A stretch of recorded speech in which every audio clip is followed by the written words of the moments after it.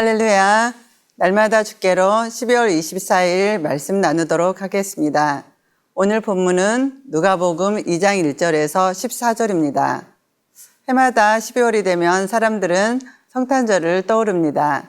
우리 교회도 그렇듯이 많은 교회에서는 예수님의 생일을 축하하는 의미로 크리스마스 트리를 장식해 놓습니다. 이로 인해 믿지 않는 사람들도 예수님의 탄생을 알게 되기도 합니다. 크리스마스인 성탄절은 기독교에서 부활절 다음으로 가장 중요한 명절이자 교회력 절기입니다.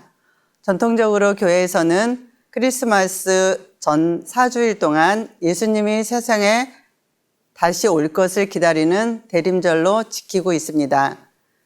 우리나라에서는 종교적인 의미를 초월하여 문화적인 행사로 발전하였습니다. 그러나 성경은 예수님의 정확한 탄생일을 말씀하지 않고 있습니다. 오늘 본문은 예수님의 탄생의 배경, 그리고 그때의 상황을 기록해 구주로 오신 예수님이 어떤 분이신가 하는 부분을 잘 보여주고 있습니다. 관찰 질문 1번 보시겠습니다. 요셉의 고향은 어디입니까? 4절 말씀을 보면 유대 땅 베들레헴입니다. 요셉도 다윗의 집 족속이므로 갈릴리 나사렛 동네에서 유대를 향하여 베들레헴이라 하는 다윗의 동네로. 아멘. 700년 전에 하나님께서는 미가 선지자를 통해서 이 땅에 오실 예수 그리스도가 유대 땅 베들레헴에서 태어날 것을 약속하셨습니다. 그리고 그 약속을 이루시기 위해서 하나님은 로마의 황제 가이사 아구스도의 호정 명령을 사용하였습니다. 요셉이 그의 고향 베들레헴에 가서 호적 신고를 하려고 할 때 예수님이 베들레헴에서 탄생하셨습니다. 이를 통하여 우리는 하나님께서 역사의 주관자이심을 알 수 있습니다. 역사의 수레바퀴를 돌리시는 하나님께서는 모든 환경과 조건들을 주관하셔서 하나님께서 하신 약속의 말씀을 그대로 성취하시는 분이십니다.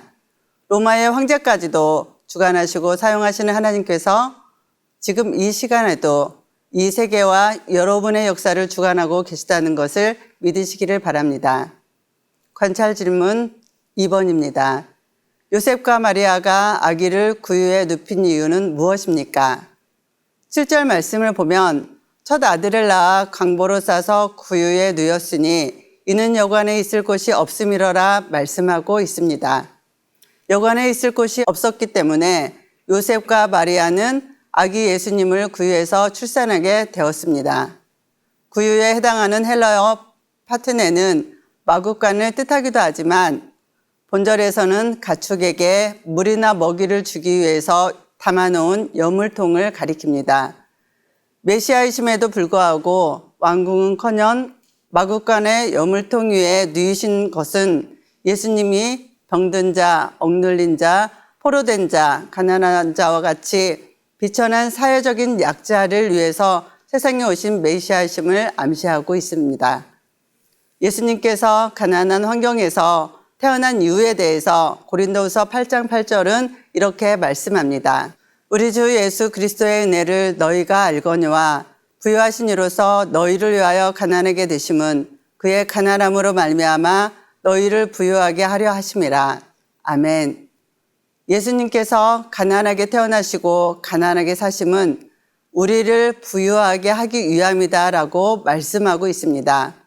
예수님은 가장 가난하게, 가장 비천하게, 가장 아픈 가운데 인생의 고통을 겪으셨습니다.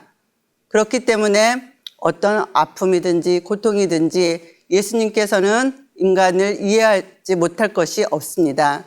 이 예수님 앞에 있는 모습 그대로 나아가 하나님의 위로를 받으시길 바랍니다. 관찰 질문 3번입니다. 천사들이 전한 큰 기쁨의 좋은 소식은 누구를 위한 것입니까? 본문 10절 말씀은 천사가 이르되 무서워하지 말라.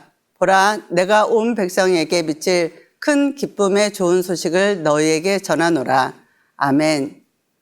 천사들이 전한 큰 기쁨의 좋은 소식은 온 백성을 위한 것이라고 기록되어 있습니다.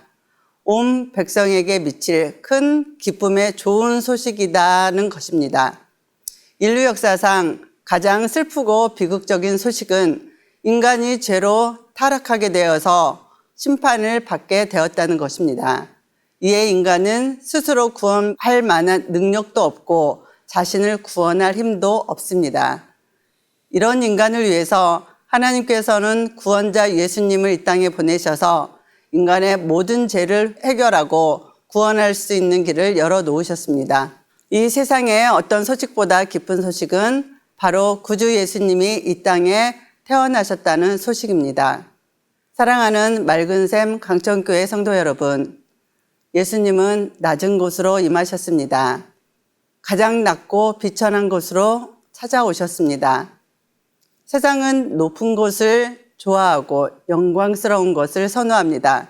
그러나 예수님은 소외되고 상처받고 아픔을 가진 사람들을 찾아오셨습니다. 누가복음 5장 32절에서 예수님은 내가 의인을 부르러 온 것이 아니요 죄인을 불러 회개시키러 왔다고 말씀하셨습니다.